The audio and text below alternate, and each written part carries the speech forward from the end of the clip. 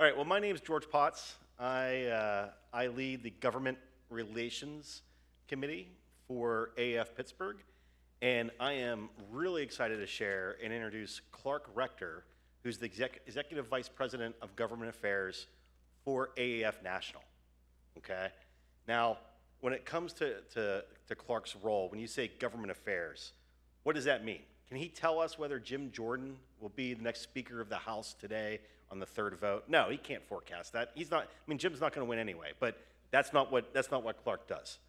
Can he forecast the next presidential election, whether that will be Biden or Trump? No, he doesn't do that either. But what he does do is he can tell us what a Jim Jordan speakership may mean in Congress for our industry. He could tell us what a continued Biden presidency in the executive or a Trump presidency may mean for our industry. And when I say for our industry, what does Clark do? He directs all the lobbying efforts for the AAF, lobbying efforts at the federal level and the state level. He's also the chief public policy advocate for our industry. On Capitol Hill, with the FCC, the Federal Communications Commission, the Federal Trade Commission, and then he helps guide and coach each chapter when it comes to state, county, and city government relations. One of the chief things that Clark and his team, and I believe the AAF staff is only maybe 16 or 17 people, they organize what's called Day on the Hill. Day on the Hill happens every other year. This past year, it just happened this year in March, and they organized probably about 40 AAF members from 19 different chapters to visit Capitol Hill. They provided us briefing docs, and I personally represented our chapter here in Pittsburgh. I met with Representative Chris DeLuzio, Senator Casey's office, and I met with the chief counsel from Senator John Fetterman's office. Those briefing documents that Clark and his team put together, super detailed. They were not generic, they were super detailed based on where your chapter is located and the specific issues to discuss with our representatives. Now, what are some of those issues that Clark's going to talk about this morning? Taxing advertising at the federal level, at the state level, at the local level. Right now, advertising is not taxed, okay? If you operate an agency, we all operate, a lot of agencies only operate on 14 to 20 points.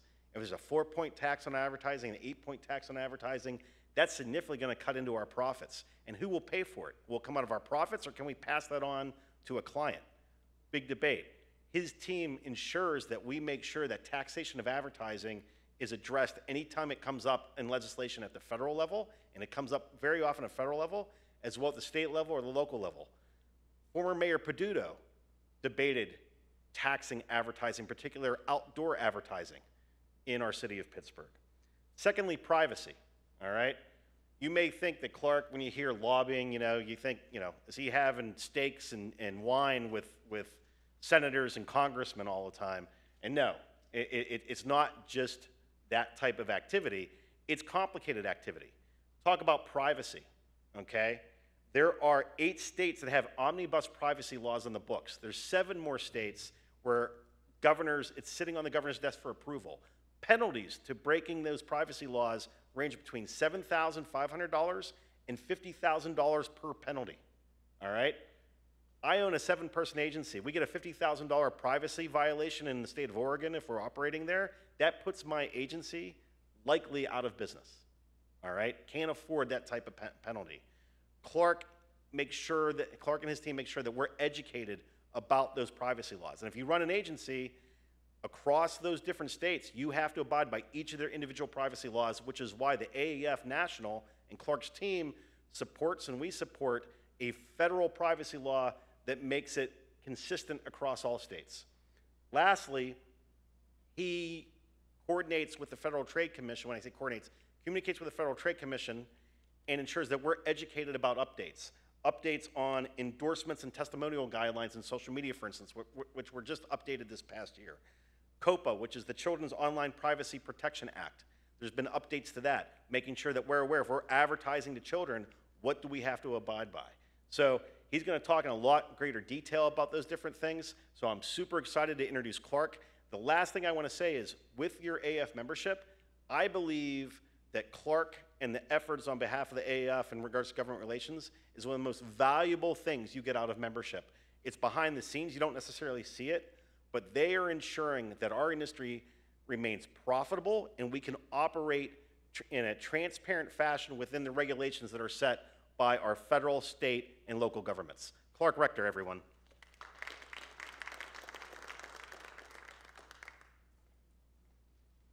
Well, George just gave my presentation, so thank you very much. And it's nice to be here. I appreciate being able to get out and meet with members across the country. And just want to remind you, before I get started on my area, that as members of the AAF, of AAF Pittsburgh, or whatever your local AdFed is, that you are members of a national organization. It's not just local.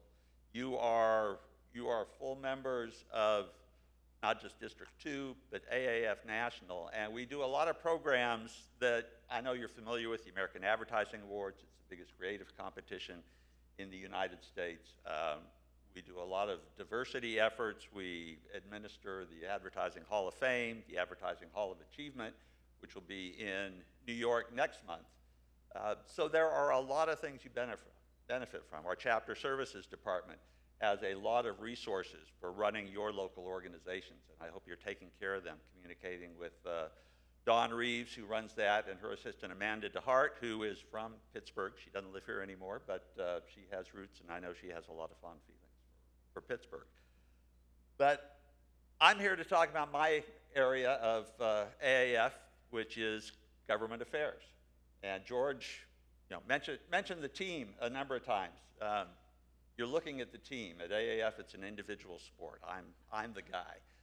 We do operate, we collaborate with the other advertising associations. We have some consultants for various issues that I'll talk about a little bit as we get going. But for AAF, it's me. We're pretty lean and mean. We've got, I think, 17 people now on staff. So we're small and spread out, but we're here, and I think we really punch above our weight and give great value for the investment that is made. So getting into government affairs, talk first a little bit about the issues that we deal with, which come basically in three basic buckets. The first is First Amendment and free speech issues. When I first started at AAF a long time ago, it was still back in the tobacco wars when we were defending tobacco advertising. And there have been numerous products that have been under fire. Tobacco, they had folks go after alcoholic beverage advertising, lottery advertising, which, in the days now of all the betting apps and things, actually seems kind of quaint that they were trying to do away with those. We still see efforts going after unhealthy foods, especially as targeted at kids and minors. DTC advertising is something that a lot of members of Congress don't particularly like. And a new emerging area, which I think is going to come up in the next few years as it becomes legal in more places, is cannabis advertising. Now, essentially, you look at these and you see all the products, and essentially they tend to be controversial, sin products, things like that. But when it comes to the speech, it doesn't really matter to us what the product is. Basically, it's the principle. If a product is legal, and if the advertising is truthful, and it's aimed at appropriate audiences, then it ought to be allowed.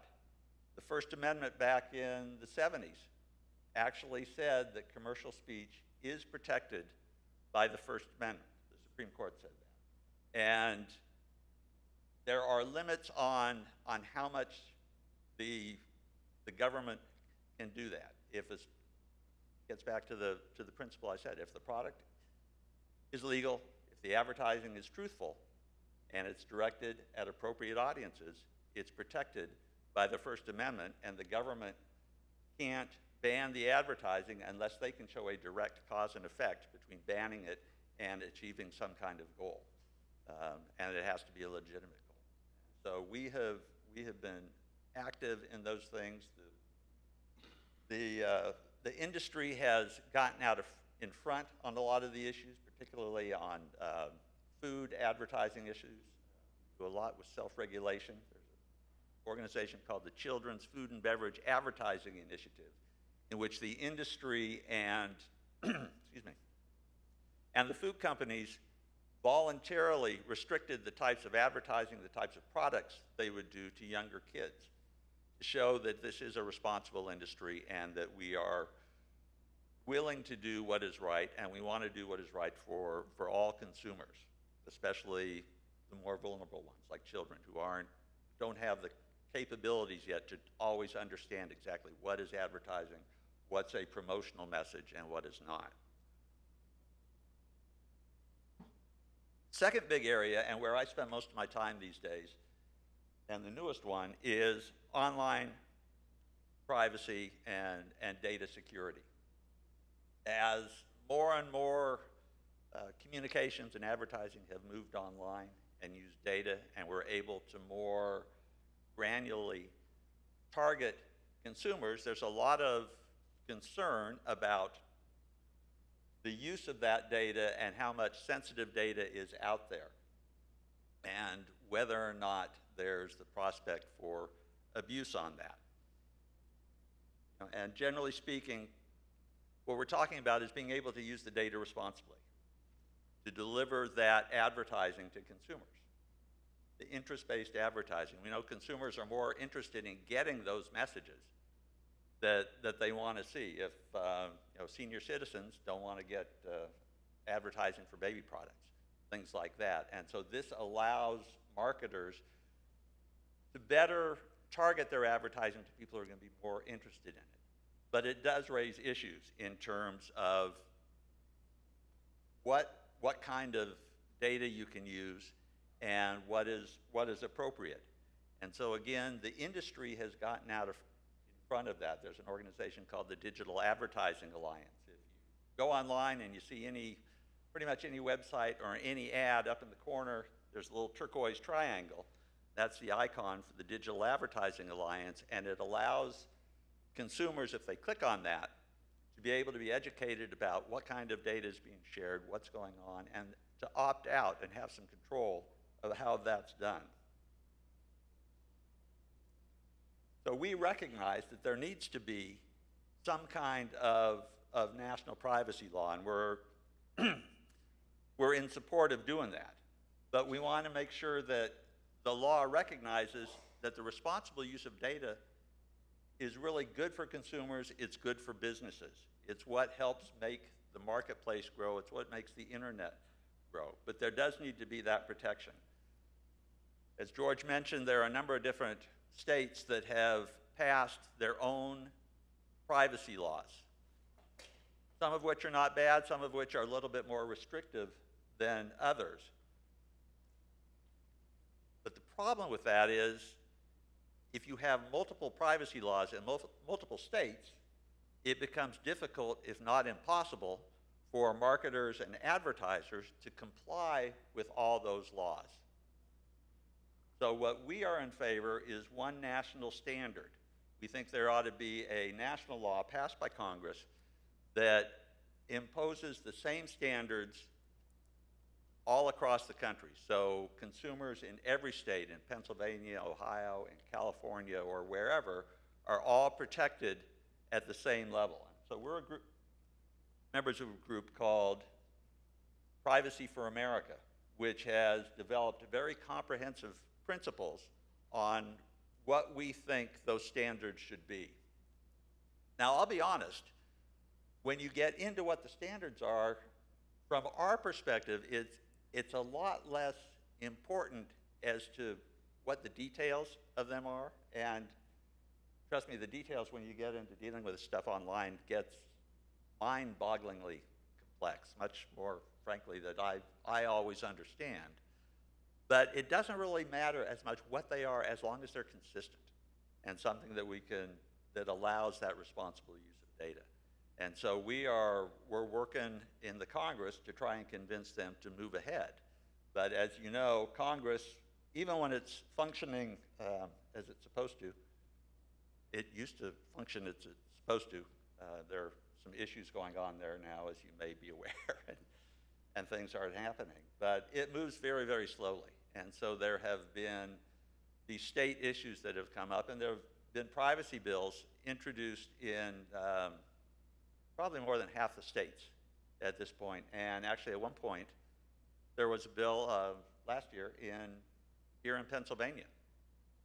And when AAF is working on these things, you can see the national associations up at the top that we work and partner with on these, but we recognize that when you're dealing with lawmakers, either the federal lawmakers or especially state lawmakers, you know, your folks in Harrisburg don't really care what yahoos like me in Washington think about what they're doing. They do care what their own constituents think about. And so AAF's secret sauce on these things is to get local clubs and local members involved. And you can see on the letter here that we've got Pittsburgh is on there and some other locals, and that's what they really pay attention to. You can get down into the details of what we're arguing about, and at the state level, essentially what we're encouraging, we recognize that most of them are probably going to pass laws eventually, so we are trying to get them at least to pass laws that are as consistent as possible with what's going on in other states across the country, to make it easy as possible for marketers to be able to comply with all of those until we get to the point where we can get a national law passed. But AAF, again, what we work at is making sure, and my job, as much as representing you, is to help you represent yourselves and get the clubs on there and help you make those communications and show that these lawmakers, that these are not things, at the state level, they're looking at privacy bills and they figure they're going after the big players, the Googles, the Metas, the folks like that, and help them realize that this is really something that really is, it's a local issue as well as a national issue. So that's the privacy area. And the other big area that we deal with that is always going to be with us is taxes. George mentioned that a little bit. Taxes come at a couple different levels. You've got the federal tax issue and then the state tax issue. At the federal level, as you know, advertising is 100% deductible as a normal and necessary business expense. Our goal and our job is to make sure it stays like that. Now, there have been some threats over the years, and one of the positives and negatives about this is that it has been a bipartisan issue. So we've had folks on both sides of the aisle who have gone after us, and we've had folks on both sides of the aisle who have defended us. Probably the biggest threat in my career was back in 2013, when at the time the chairman of the Senate Finance Committee, Max Baucus from Montana, a Democrat, and the chairman of the House Ways and Means Committee was Dave Camp, a Republican out of Ohio. Both released very similar advertising or tax reform proposals, very comprehensive, had a lot of things in there, but they both had provisions dealing with advertising. Both of them would have allowed 50% of the deduction for advertising in the current year. And then their argument was always that we're going to let you deduct 100% of what you spend, but the remaining 50% is going to be amortized over, I can't remember which was House and which was Senate, either 5 or 10 years. The theory being that the money you spent on advertising an advertisement today, you're still getting credit for 5 or 10 years down the road. So we spent a lot of time up on Capitol Hill talking to staffers on the committees, trying to explain to them the economic theory that that is basically nuts. That you spend for an ad today, you're not getting benefit from an ad for a movie or a product 5 years down the road. I had a sidebar conversation with one of the staffers, and he was trying to explain to me why it should be like that. And he gave the example to me that he had recently bought a new house, and they were doing all the home improvement projects, as they tend to do. And he saw an ad for Home Depot or Lowe's, one of the big stores, and they had a sale on whatever it was he needed. So he went in there and he got to talking to one of the associates who gave him a lot of advice and blah, blah, blah, and it turned out great. And so he became a dedicated customer of that store. And a couple of years later, another one opened that was even closer, but he kept going to that store because he was loyal to it because of experience there. And so in his mind, the ad that sent him there for the product that was on sale should still be deducted because he was loyal to that store all these years later. And I had to explain to him, no, that ad got you there that day. What kept you loyal was the customer experience, the dealing with the local folks, but it's not the advertising. They stop advertising and people are going to stop going there. But that's the kind of the mindset and things that we're dealing with up there, and how we're having to work with them. So when we're talking about these issues, deductibility, essentially success for us is nothing happening. So trying to find the negatives as success is a challenge sometimes, but we can't wait just for something to come up like that, like these proposals from the chairman, which fortunately didn't go anywhere. So we have had a long-term effort over the course of many years. We're part of a group called the Advertising Coalition, which is dedicated to making sure that advertising remains completely deductible. And we set up meetings with members of the tax writing committees, and we do them back home in their districts. And rather than having people like me come out and do it, we get local folks from the advertising industry, their constituents, to come in and talk about the importance of advertising and what would happen should the advertising be taxed.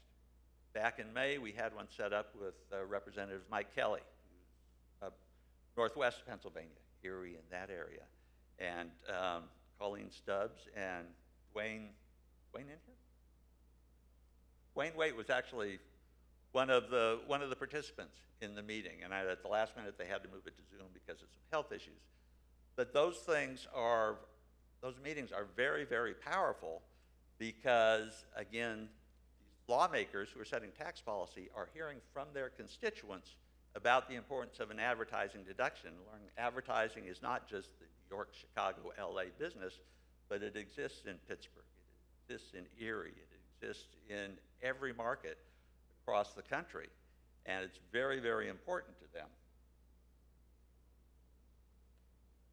So you got the deductibility, and then the other issue that we deal with is at the state level, which is extending the sales tax to advertising. Just like when you go into a store and you pay sales tax for clothes or whatever you're buying, they would try to tax the advertising, adding 5%, 7%, whatever the local sales tax rate is to the advertising. And again, that's a way of, a lot of lawmakers think that it's sort of an invisible tax, that consumers aren't really going to see it, and it's not going to affect anybody. Back in 1987, long time ago, ancient history, Florida actually passed a tax on advertising. It was agency service and media buys as well. It was in effect for about 6 months and was such a disaster that they ended up repealing the tax because all the arguments we said came true. We said, look, if you're increase the price of advertising by 7%, whatever the sales tax rate was at the time, advertisers aren't just going to spend 7% more, they're going to cut back on the advertising. That means the media is going to get less revenue, and there's going to be less advertising, so there are less sales, so it impacts the sales tax revenue. And all of those things came to pass. One station in Orlando lost about $500,000, television station around about $500,000 in revenue over the 6 months. The markets in Pensacola, where they compete with Alabama, their advertising revenue went down about 45% over the course of the 6 months. They came up with the term Radio Free Alabama at the time. So after those 6 months, they repealed that tax, but it really gave us some very, very strong examples as to what's going to happen if they try and tax advertising. Now, unfortunately, 1987 is a long time ago. So you're using examples from quite some time ago, and it'll probably surprise you to learn there's a bit of hubris among some state lawmakers who think what they did wasn't wrong, they just did it the wrong way, and they think they can do better. So over the course of the years since then, probably about 35 to 40 states have had serious ad tax proposals over the years. Fortunately, we've been able to fight those and make sure that none of them have been enacted, but it comes up whenever there's a need for revenue. And again, in fighting those things, it's not so much me being able to do that as to work with the local folks, people like you, to go in and talk to those local lawmakers and say, hey, this is not a good idea. This is going to hurt the local businesses, and we need you to help us oppose those things. The latest wrinkle on the tax front is digital advertising taxes. Again, everything's going online, and so a lot of lawmakers think that you go after digital stuff. Well, and again, we're not taxing our local folks. We're taxing those big digital companies, the Googles and the Metas and things like that. We've actually had one of them passed, and I'm sorry to say it's in my home state of Maryland, one of the few places where I was a constituent, so I was able to testify against it. But it did pass. It has been challenged in court. At this point, a lot of our claims have been upheld about the unconstitutionality of what they're doing, but it remains to be seen where that's going to go. There are a lot of states that are looking to see what happens with those court challenges before they move forward, but not all of them. And actually, again, close to home for me, we just submitted a letter yesterday for a DC tax commission. We have the DC Ad Club who are on there with us to talk against a digital ads tax proposal that was coming up there.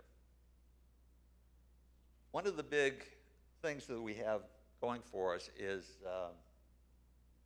we've actually been able to have some economic research done to show the value of advertising, to show the jobs created, the economic activity created for advertising. We have done this with the Global Insight group, and you can see here for Pennsylvania how much advertising really gives to the state of Pennsylvania, how many jobs are supported by advertising.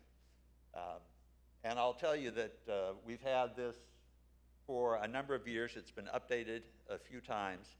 And I'll also tell you that in DC, there are associations for every industry that you can imagine. There are, back when you used to have paper directories, there were directories about this big of associations of law firms that were representing whoever. And that's the way the system works. Everybody deserves to have their interests represented. As much as people like me, lobbyists, are looked down upon, I think we play an important role representing you and help you represent yourself. But anyway, each one of those organizations has material sort of like this trying to show the value of their industry. So we knew that there was going to be some skepticism about that. So when this study was designed, it was actually designed by using the model of a Nobel laureate economist to dig down and show the effects of the industry. So there's a lot of credibility behind that. We've got information like that for every state, and we've got it for every congressional district. So we can go into a member of Congress when there's Dwayne, when he was, had the meeting with Mike Kelly. They had information like this for Mike Kelly's district showing how many jobs advertising supported in his district and how important it was to what he was trying to represent. Now, when you look at all of the things that we're talking about, be it the First Amendment issues, be it use of data and privacy or taxes, there's a common thread. And it's really, there's a misunderstanding and a non-appreciation of the value of advertising, everything that we bring to businesses and to consumers and to the economy. In a consumer economy like ours, advertising is the engine that drives it. It's necessary to that. And so we've got a lot of arguments, a lot of good things that we can say. You know, again, advertising, it provides information to consumers. They use it sometimes for some consumers, but the ones who still get a newspaper, sometimes advertising is the most important news they get. It encourages innovation. You know, once you've built that better mousetrap, you've got to be able to find a way to sell it to consumers, and that's the way is through advertising. It supports being able to bring a new business in. You have a business, you need to be able to communicate with potential consumers, whatever your market is. It helps foster competition. It helps keep prices low. The FTC actually did a study years ago showing that advertising and the competition really does lower prices without any loss of quality. This was done back when eyeglass manufacturers were starting to advertise, and there was some controversy about, oh my gosh, we can't have those doctors and medical people advertising. It's going to drive prices up because they got to spend on advertising, and that's just not what it is. It funds the media. Even now, as more and more consumers are going over to streaming, you'll see the streaming services are struggling, and they're coming up with advertising-supported models. So advertising really provides consumers with the ability to get entertainment, news, sports, and all sorts of things. Provides a platform from multicultural points of view. There more and more niche type of outlets are able to come on, and so you can communicate and target your messages. As our economic study showed, it supports jobs.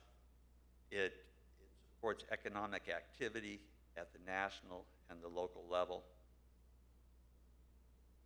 So we have a very, very positive story to tell, and it's our job to tell it, and it's really my job to help you tell it.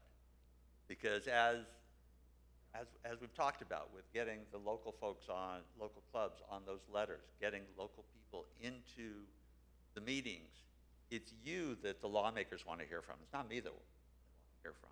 So, as I like to say, the biggest part of my job is to help you do my job for me.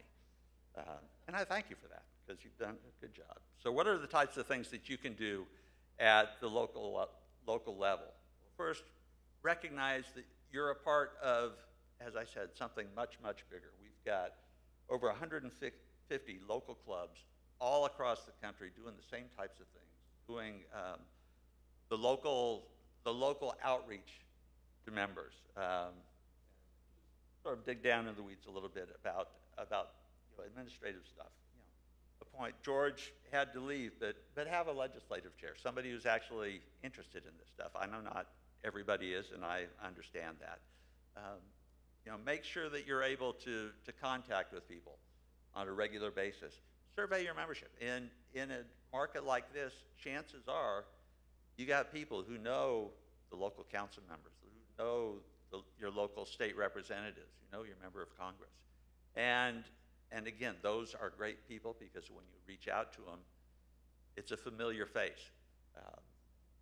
A lot of this is about building up relationships, building up knowledge. As I said with the tax issue, we're trying to educate them about the importance of advertising, so if something comes up, they know not to go after it, or at least they know somebody they can talk to about it. You hate to have the first time you're talking to a lawmaker be in a moment of panic when there's a bill in the state capitol or in DC and you're running in and say, no, you can't do this, and you're just somebody else off the street. If there's a relationship and if there's a bit of knowledge, they're going to be able to listen to you a little bit more. I do a regular government affairs newsletter about monthly, depending on when Congress comes in. Flip and paste, send it out to your members so they know what's going on. If there's something happening, give George a couple minutes to your own local government affairs chair a minute to talk about what's happening, just so people know what's there. You can do external education. Again, getting things out to the lawmakers. Add officials to your mailing list. Let them see if you have a regular newsletter that goes out. Get it out to those local folks. They don't always read it, but at least they'll be aware of it coming in and aware of a local organization. You can include them in club events. Some of them might be a draw as a speaker, most of them maybe not. But if you're doing public service or when you do the American Advertising Awards, invite them to come in. If you've got a public service project that's benefiting a local program, make sure they're aware of it. It's something the ad industry is giving back. You've got your local American Advertising Awards show. You might bring somebody in to present one of the awards.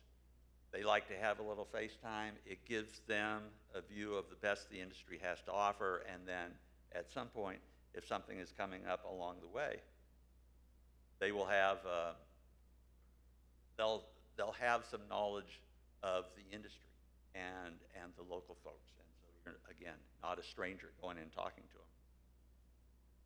George talked about the Advertising Day on the Hill. We do that every other year, usually early in the year. We'll do it after the congressional elections, next year after the congressional presidential elections, so we can get in and talk to the members of Congress when they are still early in their terms. They're trying to figure out what they're going to do over the course of the 2 years of the Congress. We have had as many as between 75, almost 100 people in past years come in and meet. And everyone, when you go up there, you got 2 senators, you got a member of the House of Representatives, so you got a number of folks you can talk to. You can get in and talk to their staff, which is just as important because they're the ones that control the information that get to the member. And being a former staff person, I like to talk about the importance of staff. But it's a fun day. If we spend the morning, we get speakers coming in, you learn about what the issues are, and then we set up your meetings for you in the afternoon, and you're walking the halls of the Capitol, talking to these people. And I'll tell you again, I've said a number of times, they like hearing from the local folks. They're really impressed when people actually come to DC and make the effort to represent their industry there in Washington. So a year from now, when we're starting to promote the next one, I hope that we can get a number of folks down from Pittsburgh. It's a relatively easy trip here. So we look forward to seeing you there. But it's not just a matter of us doing it in DC, as we've talked about. We deal not just with federal issues, but with state issues. So we have had a lot of states have done local days in the Capitol. Florida has done it pretty much every year since the ad tax happened down there in '87. Iowa has done it. Nebraska, the 10th district did a virtual day for the 4 states there, and then they were able to break out and do local things there. But again, it's very, very impactful with those local lawmakers to let them hear from the industry within their local districts, within their jurisdictions, the state, whatever they happen to represent. And it can be easy to do. It doesn't have to be real elaborate. I'm always happy to help or put you in touch with people who've done it on the local level if there's an interest here to do that. But the one thing to remember as you're going through and working on all this stuff, that you're not in it alone, that we have resources. You got your one-man team here who's always willing to do whatever I can to help you out to make sure that you succeed, because your success is the industry's success, and as I said, it's my job to help you do my job, and the better you do my job, the better I look. So that's it. So I'd be happy to answer any questions that you may have about that. I don't know how long have I. Oh, it's almost. We've got our social media resources. Make sure you follow us so you're getting updates, and I thank you for having me here.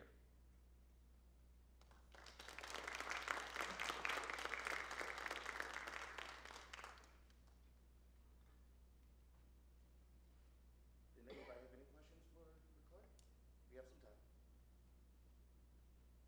I don't want this to come across as morbid or anything, but is there a succession plan for somebody who's going to take over your job when you retire? Because it's important. At this point, no.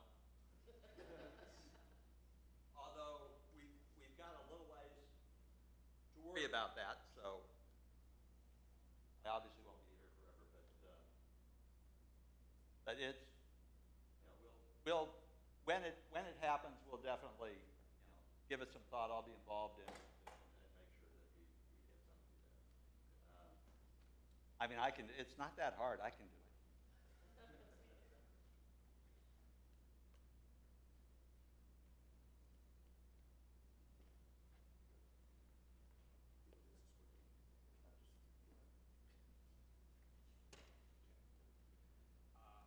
So how do you go about managing perceptions on issues like data privacy that, for the general public, seem like a positive blanket statement of data privacy is great, but in our industry we kind of see it in a different light?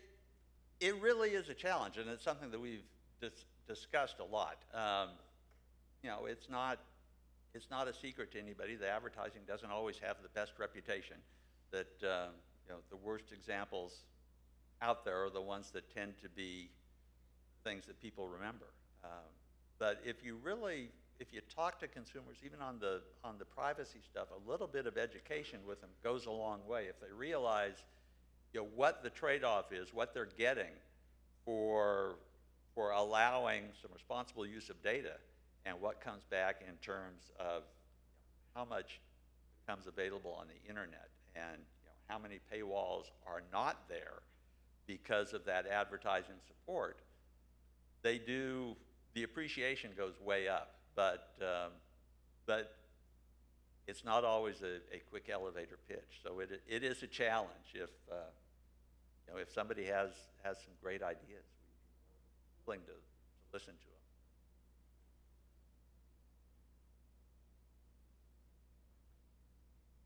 Yeah.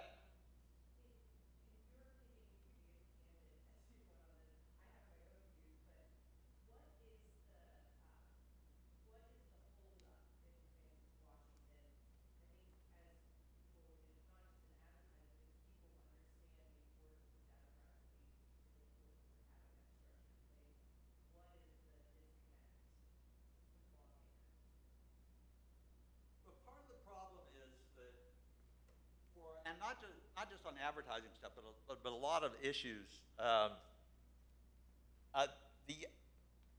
lot of the lawmakers who spend a lot of time really working with these things and trying to understand the issues on privacy and things like that really do, I think, have an appreciation for the importance of the use of data.